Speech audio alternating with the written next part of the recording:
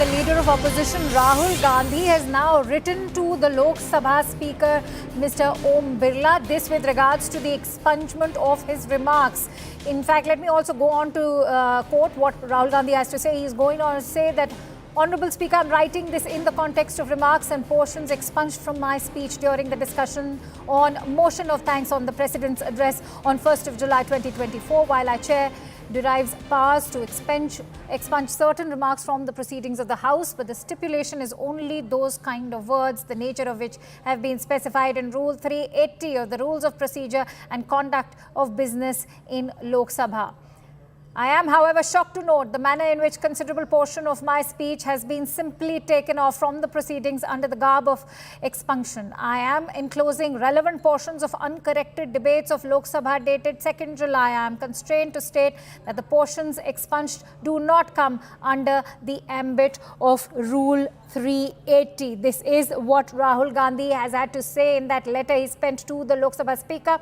He also goes on to say that what I sought to convey in the House is ground reality, the factual position. Every member of the House who personifies the collective voice of people whom he or she represents has the freedom of speech as enshrined in Article 105 of the Constitution of India. Let's quickly go across to Pallavi, who's also joining us live on the broadcast. Pallavi, he's very categorically stated Rule 380. Could you shed light on why this is so crucial to that letter he penned? Well, there is a right which is given to all members of parliament where they have the freedom of speech and expression. And Rahul Gandhi is making the point that MPs do have the right to exercise their opinion.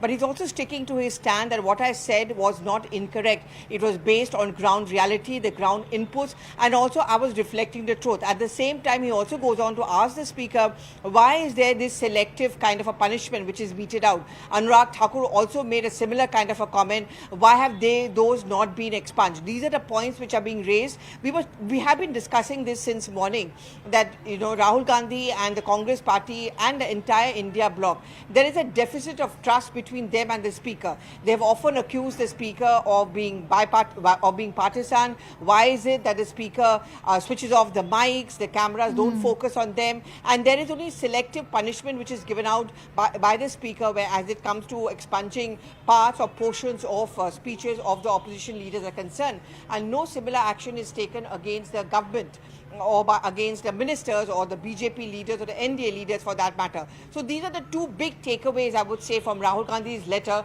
to the speaker. And he's also got, it's interesting that you mentioned how he's alluded to Anurag Thakur's speech as well, because he's saying that taking off consciously from portions of my speech is only against the tenets of parliamentary democracy, and that he's also trying to draw a sharp contrast with the speech of Anurag Thakur. Why so? Well, just to set the record straight, there have been some portions of Anurag Thakur's speech which were also expunged by the speakers of it late last evening. So it is not that anyone from the government speeches or the BJP side was not expunged.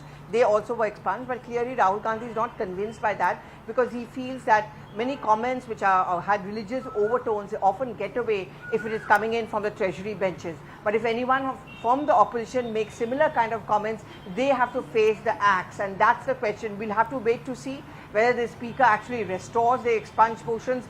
Highly unlikely at this point of time, considering the government is convinced, the Prime Minister himself objected to some of the portions of Rahul Gandhi's reply to the motion of thanks yesterday. And interestingly, Pallavi, in his letter, he's in fact also claiming that only one word of Anurag Thakur has been expunged. But, when you look at it, as far as a bird's eye view of this entire letter is concerned, it only goes on to sort of feed into the opposition narrative that it is the NDA which is anti-democracy and anti-freedom of speech and expression.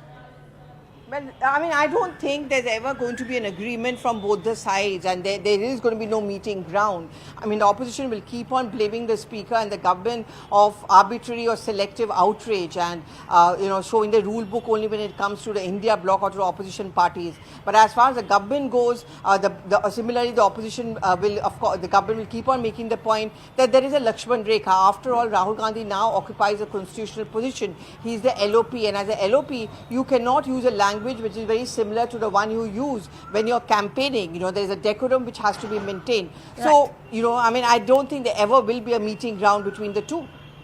Very well said. Many thanks to you, Pallavi, for putting that entire controversy into perspective for us. And with that, in fact, we will keep bringing you all the latest inputs that are coming in. Remember, the he said